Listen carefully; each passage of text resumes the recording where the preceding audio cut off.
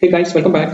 This video will go under the playlist PRACH. The main learnings are I will talk about the role of repetitions in designing the threshold value in PRACH detector. Okay. Also, I will talk about why do we need these repetitions in PRACH in general.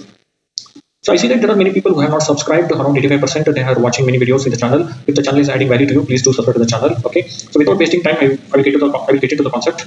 So the important parameter required here is PRACH configuration index. In this column, it will give which format is used, and in the last column, this will give the information on how many repetitions are present for these formats. If you see, there are certain formats where there are no repetitions, and there are certain formats for which repetitions are present. So here repetitions is equal to 2. For all these formats, repetitions is equal to 4.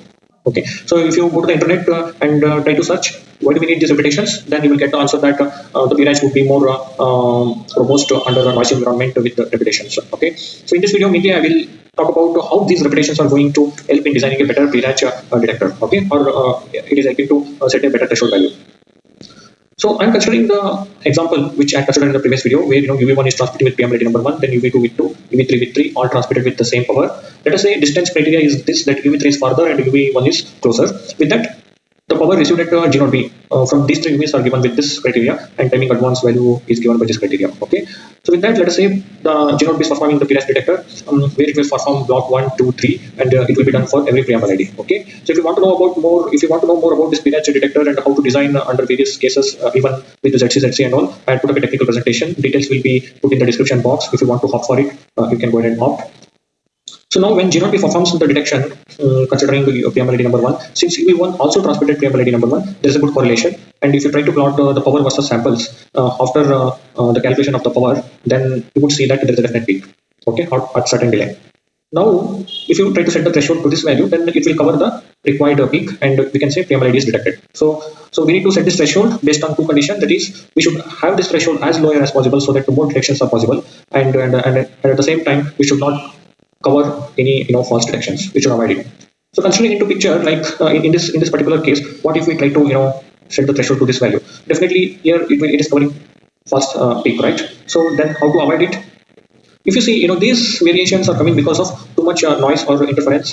Okay, so to reduce these noise variations, one thing what is important is we need to have repetitions in the PRACH sequence. With these repetitions, one can perform the averaging across the correlated sequence. Once we do more and more averaging, the variations would reduce. And if you see, even if you set the threshold to a lower value, it is not covering any false detections. Okay, so I hope you are getting the point, and you are getting the point how these repetitions are helping to set a better threshold value. Okay, and how that is helping to reduce the noise variations by performing averaging.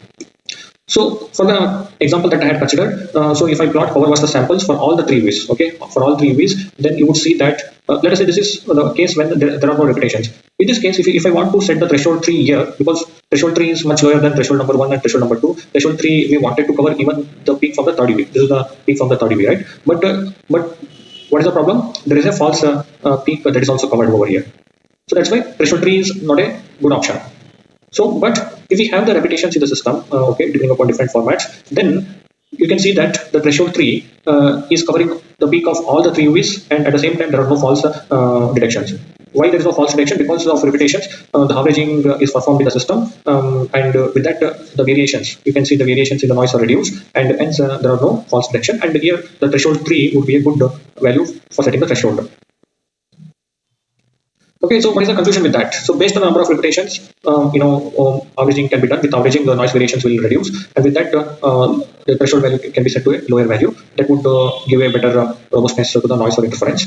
And this number of repetitions would be different for different formats, and hence, depending upon the averaging, the threshold value will change. So definitely the threshold value will be different for different formats. Okay, since we can set to lower threshold value, we can try to accommodate more and more UVs. We can take more and more preamble IDs in the same slot. Okay, and this is also helping to actually reduce the false detection. But there is one problem. So if you try to report more and more UVs, let us say for example here you're trying to report 32 UVs in the same slot, whether 32 we can report up to 64 UVs, right? Let us say this higher number of preamble detection is possible at the L1 layer. When this is given to L2 layer or the MAC layer, which is performing the scheduling, it might burden the scheduling algorithm, and it depends on how the scheduling algorithm is designed. So based on that also, the design of this threshold value can be considered, so that I will bring in the next video. But before closing, I want to mention a couple of disadvantages with having higher number of repetitions in the system. Having higher number of repetitions will cause higher signal processing in the PRACH detector. That is one disadvantage. But let us say you're okay with this, but now the thing is that it is bringing certain restrictions, in the sense that if you are always going for higher number of repetitions, then your whole system is supporting less number of occasions, because the formats that have higher number of repetitions are having less occasions. With that, you have to support less SSBPMs. Less SSBPMs means you need to have wider SSBPMs. Okay, but this is not the case always, right? You need to support 16 SSBPMs, 32 or 64 SSBPMs, like that. So in order to support higher SSBPMs, you need to have a different PRACH format for which the repetitions are less, so that you can cover more and more SSBPMs. Okay, I think you got the concept. So with this, I will wind up the video. In the upcoming videos, we'll talk more about this PRACH design. Thank you very much.